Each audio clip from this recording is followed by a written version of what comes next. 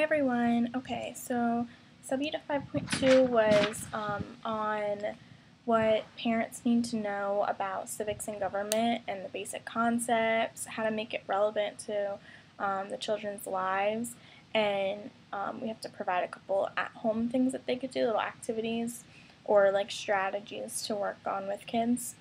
I think the approach to civics shouldn't be to call it civics at all. I think it should be more of how we can help others and how we can help ourselves.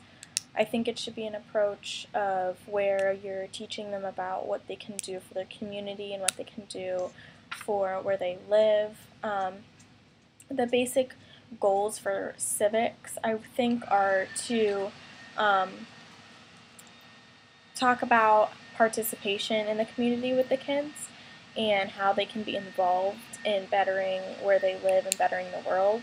There needs to be a balance between the rights and responsibilities, and they, need to understand what their rights are in a way that they would understand. And then also their responsibilities, they need to understand. The biggest thing, what I said before, the role of the citizen and in his community or nation or the world. They need to know what they can do in their community, how they can better it, simple things as like the benefits of recycling and what that does. And then that gets broader, and then they can look at what they can do and how it will change their country that they live in, and then, even bigger than that, how little changes and things that they do will affect the world.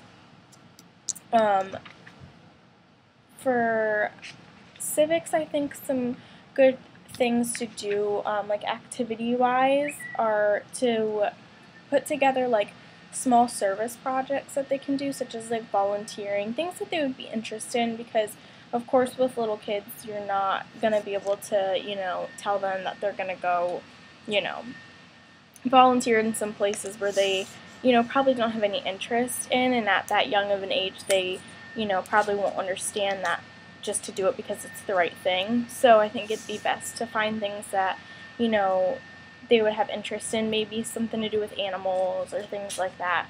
Something where they can feel good about themselves when they're done and feel that they have made a difference.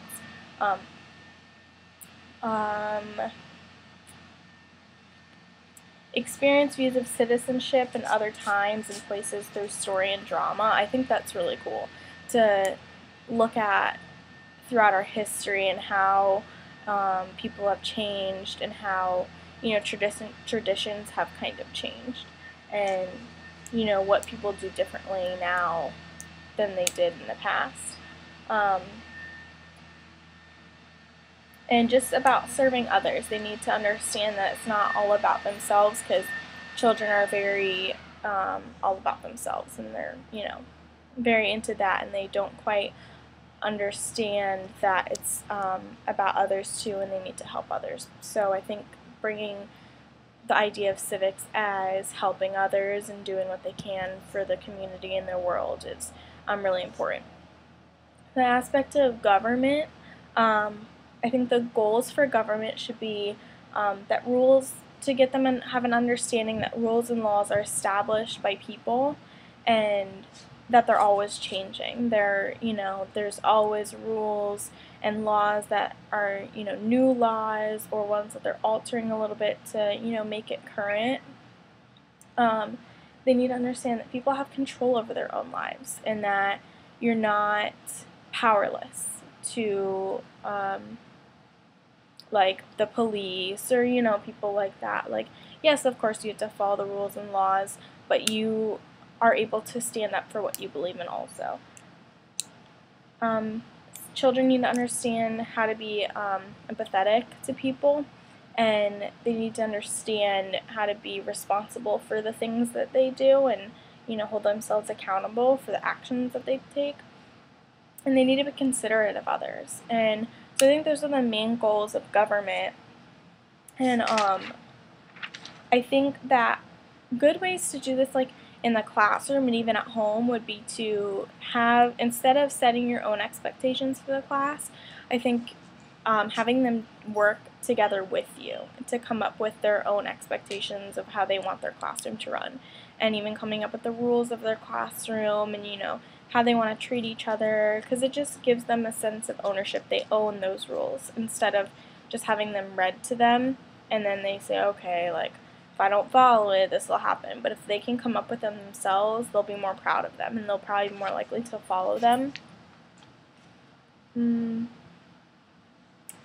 I think the idea of class meetings is really cool. That was in the reading that we read, and I've never really seen it done before, but I think that it would be a good idea if there's like anything that, children maybe don't want to say out loud, if there was some sort of like suggestion box or something like that where they can't name names and they have to, maybe it's modeled for them first before the teacher opens it up for kids to put suggestions in, and how to be respectful when they're writing it or something. But to go over like issues in the class as a class and to discuss it as a class, and everyone gets a turn to talk and everyone can discuss what's going on. And I think that's a really good way to show how our country is run and the ideas that our country is based upon, and our values, the democratic values of our country. And I think that kind of puts it on a level that they can understand. So those are my thoughts. Those are my thoughts on how the civics and government should be taught.